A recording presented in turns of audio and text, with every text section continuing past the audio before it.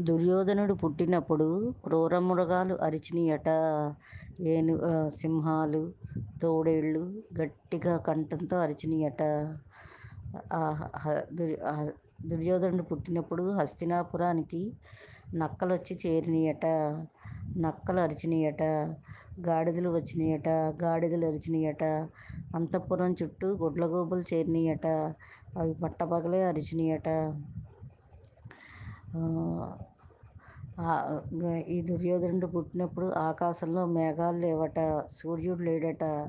అయినా కానీ ఆకాశం నుంచి రక్తము, సీము, వెంట్రుకలు, పుర్రెలు, మాంసము, ఎముకలు అన్నీ గంటన్నర సేపు వర్షంగా కురిసినాయట.